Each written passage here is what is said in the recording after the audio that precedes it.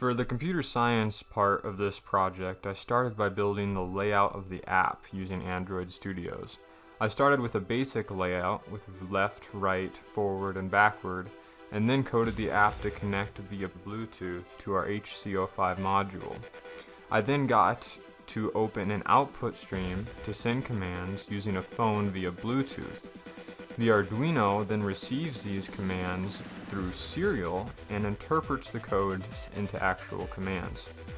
I then downloaded the app on my phone and tested it out using an LED.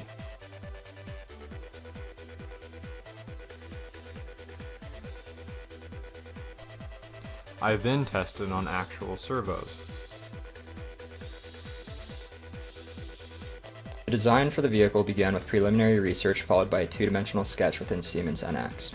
Next, the servo is modeled to help facilitate accurate mounts in future meshes. The bogie mechanism was designed next based off of the 2D sketch created earlier.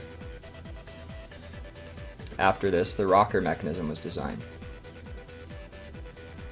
Since the design is symmetrical, only one side of the vehicle needed to be modeled. For the first prototype, a basic wheel and electronics platform were modeled for testing purposes only as seen here.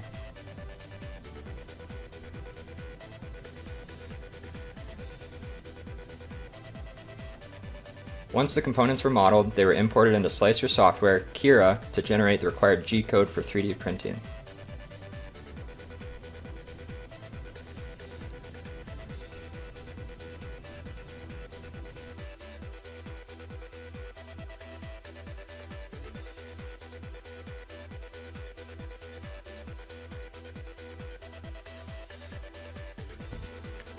For the electrical engineering part of the first prototype, I had to make sure that everything was connected and could be ran from the voltage provided by the battery. Initially, I tested the servos by using pulse width modulation in order to make them rotate continuously. The speed of the servos can also vary by changing how long the duty cycle of the pulse is running. After testing that the PWM was working using the Arduino development program, I calculated the amount of voltage that was needed to power the Arduino, the Bluetooth module, the servo shield, and the servos. I needed a voltage regulator from 12 volts down to 5 volts so that the current could still be variable while the voltage remained constant. The final prototype worked just as expected.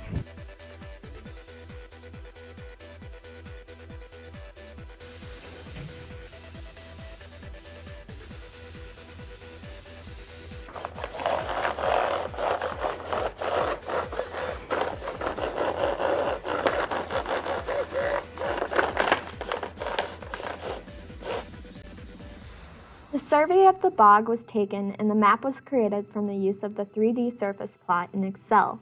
There was a few complication with the 3D surface as an element from the bog was removed and is no longer there.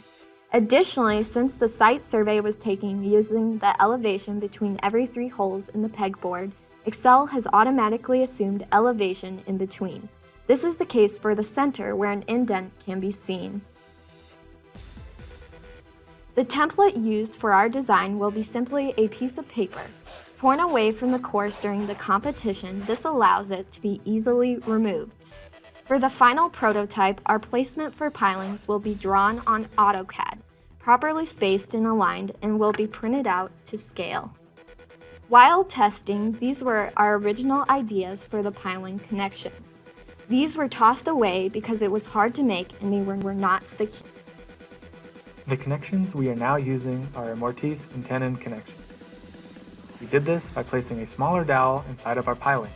The smaller dowel was then placed inside little posts that were connected to the beam. The connections were quite sturdy, holding approximately a 4-pound load, which should be much more than enough for our vehicle to cross safely. Our beams had notches that were filed into them, allowing for a better, more stable connection from the beam to the joist. As you can see in the picture, the joists were connected with wood glue to the beams. Our deck layout is a 90-degree turn. This should work well with the car's skid steer style turning. After our bog survey, we have chosen the bottom left corner around the origin as the path for our deck. Oh no!